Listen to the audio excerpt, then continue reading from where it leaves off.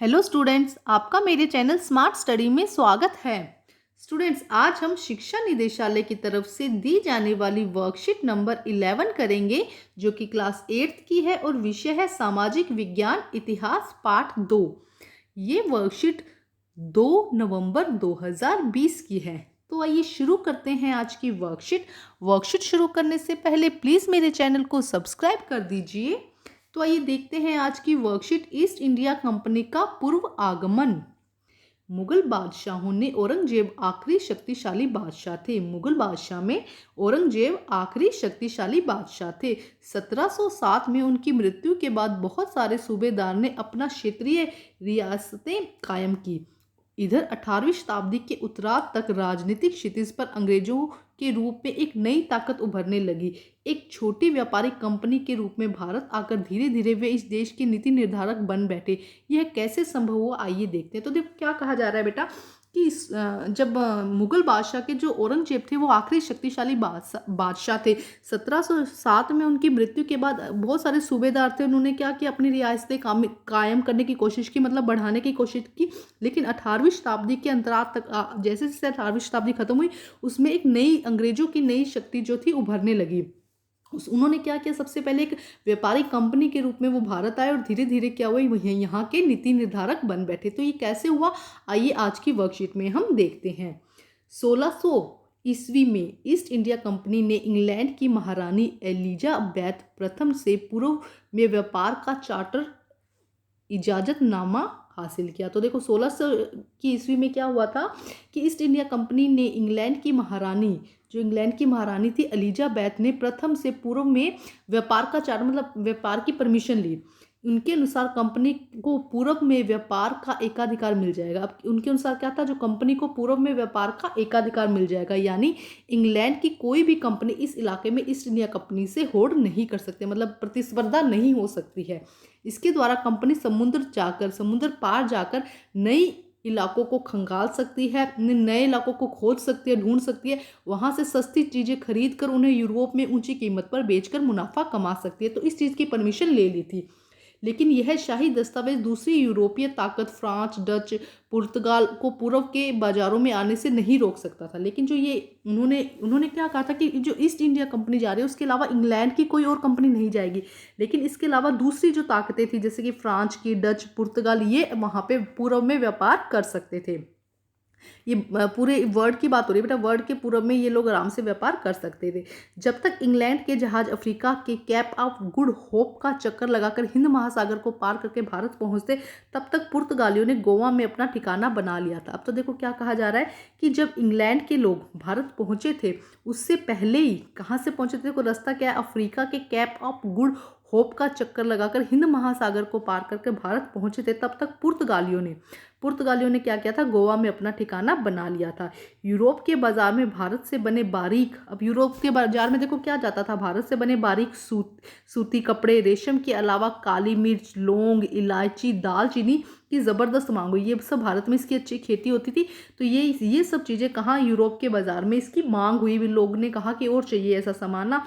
तो सभी यूरोपीय कंपनियों के बीच प्रतिस्पर्धा के कारण इन वस्तुओं की कीमतें बढ़ने लगी। भारत में क्या हुआ, इन वस्तुओं की कीमतें बढ़ने लगी और मुनाफा घटने लगा। देखो सभी यूरोपीय कंपनियों के बीच प्रतिस्पर्धा के कारण भारत में इन वस्तुओं की कीमतें बढ़ने लगी और मुनाफा घटने लगा। अब देखो बना तो भारत रहा था, लेकिन उसकी उपज कौन कर रहा था, बना रहा था भारत, लेकिन वो बेचा जा रहा था यूरोप में। ठीक है, तो अब क्या हुआ, उसको बहुत कम दामों में खरीदने लगे। वो कहाँ से, इंडियन से बहुत कम दामों में खरीदने लगे और वहां जाकर क्या करने लगे, मुनाफा करने लगे। बाजारों पर कब्जा करने के बाद धीरे धीरे क्या हुआ, पहले एक कंपनी आई, फिर धीरे धीरे खूब सारी कंपनियां आनी शुरू हुई। इससे क्या हुआ कि होड़ ने कंपनियों के बीच लड़ाइयां शुरू करवा दी। धीरे धीरे इन लड़ाइयों की वजह से उन्होंने अपनी सुरक्षित करने के लिए बस्तियों को किलेबंदी शुरू कर दिया। अब जैसे कि मान लो यहाँ पे कोई कंपनी उन्होंने खोली है, तो उसके आसपास के एरिया को उन्होंने अपना राजस्व बना लिया, भाई अपना एरिया बना लिया, किलेबंदी करना शुरू कर दिया। इस कारण उनका टकराव स्थानीय शासकों में भी होने लगा। अब यहाँ के जो राजा थे उन्होंने इस बात का ऑब्जेक्शन दिया कि भाई तुम यहाँ पे अपना क्यों अधिकार जमा रहे हो। तो राज्य का मुनाफा खोने के कारण व्यापारी कंपनियों से पहले ही दुखी थे। अब क्या हुआ कि अब देखो जो कंपनियां खोलने की उन्होंने परमिशन दे दी थी, कंपनियां खोल लो आप यहाँ पे आके। अब उसका मुनाफा भी कंपनियों को मिल रहा था, तो इससे जो वहाँ के राजा थे वो क्या थे, पहले ही परेशान थे। अब देखो क्या हुआ, उदाहरण के तौर पर बंगाल के सूबे को देखते हैं। देखो 1951 ईस्वी में हुगली नदी के किनारे पहली इंग्लिश फैक्ट्री शुरू हुई। 1951 में हुगली नदी के किनारे पहली क्या हुई, इंग्लिश फैक्ट्री शुरू हुई, जहां निर्यात होने वाली चीज़ों को जमा किया जाता था। जहां पे निर्यात मतलब बेचने वाले सामान को क्या किया जाता था, जमा किया जाता था। जैसे जैसे व्यापार कंपनी के सौदेगार और व्यापारियों को फैक्ट्री के आसपास बढ़ने के लिए प्रेरित किया। अब जैसे जैसे व्यापार फैला, वहाँ पे क्या हुआ, कंपनी के जो सौदेगार थे, व्यापारी थे, उन्होंने क्या किया, कंपनी के आसपास रहना शुरू कर दिया, उनको बसने के लिए प्रेरित किया। 1696 तक आते आते कंपनी ने के इस आबादी के चारों तरफ एक किलाबंदी शुरू कर दी। अब मान लो जैसे कि ये कंपनी खोली, इसके बाद क्या हुआ, यहाँ पे वो लोग रहने लगे आसपास, इसके आसपास, और धीरे धीरे उन्होंने क्या किया, इसकी किलाबंदी, इसको बाउंड्री कर दी, इसको चारों तरफ से ना। तो क्या हुआ देखो, किला बनाना शुरू कर दिया, चारों तरफ एक किला बनाना शुरू कर दिया। और 1698 में मुगल अफसरों को रिश्वत देकर 3 गांवों को जमींदार भी खरीद लिए। अब 1696 में तो पहले कंपनियां बना के किला बनाना शुरू किया, और 98 में क्या किया, थोड़े से जो मुगल अफसर बचे हुए थे, मुगल राजा, उनको क्या दिया, रिश्वत दे के क्या किया, वहाँ के जमींदार भी खरीद लिए, जिससे कि काला, जिससे एक गाँव कालीकाता था, जो बाद में कलकत्ता बना। देखो सबसे पहले इसका नाम क्या था, कालीकाता था, जो बाद में कलकत्ता बना, अब इसे कोलकाता कहा जाता है। उन्होंने क्या किया, वहाँ के आसपास के गांव को भी खरीदना शुरू कर दिया। 3 गांव की जमींदारी खरीद ली, जिसे कालीकाता कहा, और बाद में कलकत्ता, और अब कोलकाता कहा जाता है। कंपनी के बाद मुगल बादशाह औरंगजेब ने फरमान प्राप्त कर लिया कि जिसके अनुसार कंपनी बिना शुल्क चुकाए व्यापार कर सकती है। अब देखो शुरू में तो ये बात हुई कि कंपनी कुछ टैक्स दे देगी, जिस राजा को कुछ टैक्स दे देगी, और यहाँ पे अपना व्यापार कर सकती है। लेकिन बाद में औरंगजेब ने क्या कहा, एक ऐसा फरमान निकाल दिया जिसमें क्या था कि कंपनी बिना शुल्क चुकाए व्यापार कर सकती है, मतलब कोई टैक्स देने की जरूरत ही नहीं है, बस वो अपना व्यापार कर सकती है। हालांकि यह अधिकार सिर्फ कंपनी को ही मिला था, ना कि कंपनी के अफसरों के निजी व्यापार के लिए, लेकिन उन्होंने शुल्क चुकाने से इनकार कर दिया। अब ये जो अधिकार था उन्होंने सिर्फ कंपनी को दिया था, उनके मालिकों को नहीं, उनके अफसरों को नहीं, लेकिन उन्होंने भी क्या किया, टैक्स देना बंद कर दिया। बंगाल के राजस्व वसूली बहुत कम हो गई। अब देखो जब कंपनी टैक्स नहीं देगी तो उसमें जो राजस्व के पास में जो पैसा आएगा, राजा के पास में पैसा आएगा, वो धीरे धीरे कम हो जाएगा। नतीजा ये हुआ कि बंगाल के नवाब मुर्शिद कुली खान ने इसका विरोध किया। अब इसका नतीजा तो लोगों को नजर आने लग गया था, तो इसका नतीजा क्या हुआ कि बंगाल के जो नवाब थे मुर्शिद कुली खान, उन्होंने इसका विरोध किया। ठीक है, अब देखते हैं इसकी क्वेश्चन आंसर बेटा। देखिए फर्स्ट क्या है, ईस्ट इंडिया कंपनी को व्यापार के एकाधिकार चार्टर से क्या फायदा मिला। क्या फायदा मिला, देखो ये फायदा मिला कि कोई और ईस्ट इंडिया की, जो कोई और इंग्लैंड की कोई और कंपनी है, वो इसके साथ होल्ड नहीं कर सकती है। और ये क्या कर सकते हैं, वहां से सस्ता सामान खरीदकर, पूर्व से जितना भी सस्ता सामान खरीदकर कहाँ बेच सकते हैं, यूरोप में बेच सकते हैं। देखो यहाँ पे दिया गया ना, देखो कि इसके द्वारा कंपनी समुद्र पार जाकर इलाकों को खंगाल सकती है, वहाँ की सस्ती चीज़ें खरीदकर यूरोप में ऊंची कीमत पर बेच सकती है, और कोई और कंपनी ईस्ट इंडिया कंपनी से होल्ड नहीं कर सकती है। तो वैसे तो यहाँ से बेटा इसका आंसर है। तो आइए देखते हैं इसका आंसर बेटा हम। तो आइए देखते हैं बेटा इसका आंसर हम। व्यापार के एकाधिकार चार्टर कंपनी को पूर्व में व्यापार का एकाधिकार मिल गया था। पूर्व में मिल गया था ना, कि पूर्व दिशा में जो वर्ल्ड का पूर्व एरिया है, वहां पे ये क्या कर सकते हैं, व्यापार कर सकते हैं। यानी इंग्लैंड की कोई भी कंपनी ईस्ट इंडिया कंपनी से होल्ड नहीं कर सकती है। मतलब यहाँ पे क्या करें कि जैसे कि ये एरिया है, यहाँ पे उन्होंने कहा यहाँ की कोई भी कंपनी इस एरिया में, अगर पूर्व की बात करते हैं तो यहाँ पे कोई भी कंपनी क्या नहीं कर सकती है, अपना व्यापार नहीं कर सकती। यानी इंग्लैंड की कोई भी कंपनी ईस्ट इंडिया कंपनी से होल्ड नहीं कर सकती थी।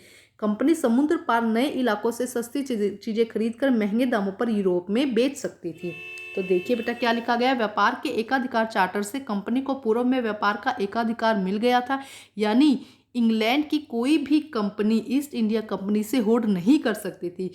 कंपनी समुद्र पार नए इलाकों से सस्ती चीजें खरीदकर महंगे दामों पर यूरोप में बेच सकती थी। तो ये है आंसर नंबर 1। आइए अब हम करते हैं नेक्स्ट क्वेश्चन बेटा। देखते हैं प्रश्न नंबर 2। यूरोपीय व्यापारी भारत की किन किन वस्तुओं को यूरोप ले जाकर बेचना चाहते थे, धीरे धीरे उनका मुनाफा कम क्यों होने लगा। तो देखो हमने ऊपर अच्छे से देखा बेटा, किन किन वस्तुओं को ले जाना चाहते थे। देखिए यहाँ पे लिखा गया है, यूरोप के बाजार में भारत से बनी बारीक सूती कपड़े, रेशम के अलावा काली मिर्च, लौंग, इलायची, दालचीनी की जबरदस्त मांग थी। इन वस्तुओं को क्या लेके जाने लगे, वो यूरोप की तरफ लेके जाने लगे। और सभी यूरोपीय कंपनियों के बीच बढ़ती प्रतिस्पर्धा के कारण भारत में इन वस्तुओं की कीमतें बढ़ने लगी और मुनाफा घटने लगा। तो ये हो जाएगा बेटा सेकंड क्वेश्चन का आंसर आपका। ठीक है, ये हो जाएगा आपका सेकंड क्वेश्चन का आंसर। आइए अब हम करते हैं next question, question number 3। Bengal के नवाब ईस्ट इंडिया कंपनी का विरोध करना क्यों शुरू कर दिया था? देखो क्यों शुरू कर दिया था, क्योंकि ये जो कंपनी थी ना तो कोई टैक्स दे रही थी, कोई शुल्क नहीं दे रही थी, और धीरे धीरे क्या हुआ था, इससे जो राजस्व की थी वसूली वो क्या होने लगी थी, कम होने लगी थी। तो उसकी वजह से क्या हुआ था, जो बंगाल के नवाब थे मुर्शिद कुली खान, उन्होंने क्या किया, इसका विरोध शुरू कर दिया। तो आइए करते हैं इसका आंसर, हम देखते हैं बेटा आंसर। इसका आंसर नंबर 3 है बेटा। ईस्ट इंडिया कंपनी बिना शुल्क चुकाए व्यापार कर रही थी, जिससे बंगाल के राजस्व वसूली कम हो रही थी। ईस्ट इंडिया कंपनी क्या कर रही थी कि बिना शुल्क चुकाए, बिना कोई टैक्स दिए क्या कर रही थी, व्यापार कर रही थी, बिना शुल्क चुकाए व्यापार कर रही थी, जिससे बंगाल में राजस्व वसूली बहुत कम हो गई थी। इसी कारण बंगाल के नवाबों ने कंपनी का विरोध शुरू कर दिया था, है ना। अभी हमने समझा था कि क्या हो रहा था, उन्होंने टैक्स देने से मना कर दिया था, अभी टैक्स नहीं देंगे। जब टैक्स नहीं देंगे तो जो राजस्व की थी वसूली वो कम होने लगी, जो राजा के पास पैसा आता है टैक्स का वो कम आने लगा, जिससे कि क्या हुआ, वहाँ के बंगाल के जो नवाब थे उन्होंने इसका विरोध शुरू कर दिया। आइए अब करते हैं नेक्स्ट क्वेश्चन। प्रश्न नंबर 4 देखिए बेटा, किसी भी क्षेत्र में एकाधिकार किस प्रकार आपके जीवन को प्रभावित कर सकता है, अपने जीवन में किसी एक उदाहरण के द्वारा विस्तार पूर्वक लिखिए। तो बेटा देखो, एकाधिकार का मतलब है कि आप किसी जगह पर गए और वहाँ पे आपने क्या कर दिया, उसको पूरी तरह से अपना बना लिया और उसके अपने अकॉर्डिंग उसको चलाना शुरू कर दिया, तो उसे हम क्या कहेंगे, एकाधिकार कहेंगे। तो इसके बहुत सारे एग्जाम्पल हो सकते हैं, शिक्षा के क्षेत्र में हो सकते हैं, जैसे कि मान लो किसी स्कूल में जा रहे हैं, अब आप चाहते हैं कि आपके भाई बहन का या आपके पेरेंट्स चाहते हैं कि आपका एडमिशन किसी अच्छे स्कूल में हो जाए, और स्कूल वाले उसके लिए आपसे एडिशनल चार्ज लेते हैं कि हम भाई जो स्कूल का जो सिस्टम है, जो फीस है वो सब ठीक है, लेकिन इसके अलावा हम आपसे 5,000 10,000 20,000 रुपये लेंगे। तो ये क्या हो जाएगा, एक तरह से शिक्षा के क्षेत्र में क्या हो जाएगा, एकाधिकार हो जाएगा, जो कि क्या है, गलत बात है। इसी तरह अगर आप किसी हॉस्पिटल की, अगर चिकित्सा की बात करते हो, आप किसी हॉस्पिटल में जाते हो, वहाँ पे चार्ज जो है नॉर्मल, लेकिन आपको किसी रीज़न की वजह से वो ज़्यादा चार्ज कर रहे हैं, तो वो क्या हो जाएगा, चिकित्सा के क्षेत्र में एकाधिकार हो जाएगा। तो इसे अपनी तरफ से सोचिए बेटा, इसमें क्या हो सकता है। मैं एग्जाम्पल के तौर पे आपको समझा देती हूँ, बट आप इसे खुद करने की कोशिश कीजिएगा। तो आइए करते हैं बेटा इसका आंसर हम, ठीक है। देखिए क्या होगा आंसर, आंसर नंबर 4। चिकित्सा या शिक्षा पर एकाधिकार हमारे जीवन को प्रभावित कर सकते हैं, या तो चिकित्सा या हालांकि किसी भी क्षेत्र में कर सकता है, आप और भी लिख सकते हैं इसके अंदर। कोरोना काल में, अब इसका एग्जाम्पल के तौर पे आपको समझाना था, जैसे कि कह रहे हैं कि कोरोना काल में अपने ताऊजी के साथ निजी अस्पताल में गया, वहाँ अस्पताल वालों ने कोरोना के नाम पर 1,000 रुपये ज़्यादा लिए, जो कि गलत बात है, जो कि क्या है, बिल्कुल गलत बात है। अब उन्होंने कहा भी इसका ट्रीटमेंट है या कुछ भी है तो 1,000 10,000 ज़्यादा लिए, या इस तरह से कोई और एग्जाम्पल हो कि आप किसी हॉस्पिटल में गए हो, वहाँ पे आपको चार्ज ज़्यादा देना पड़ा हो, या उनकी मर्जी से आपको काम करना पड़ा हो वहाँ पे, तो उसे आप इसमें ऐड कर सकते हैं। ये स्कूल का एग्जाम्पल भी आप इसके अंदर दे सकते हैं। तो इसी तरह से कोई 1-2 एग्जाम्पल इसमें ऐड कर दीजिएगा। एक बार फिर देख लेते हैं। चिकित्सा या शिक्षा पर एकाधिकार हमारे जीवन को बहुत प्रभावित कर सकता है। कोरोना काल में अपने ताऊजी के साथ उदाहरण लिख लीजिएगा बेटा, यहाँ पे ना, यहाँ लिख दीजिएगा उदाहरण, ठीक है।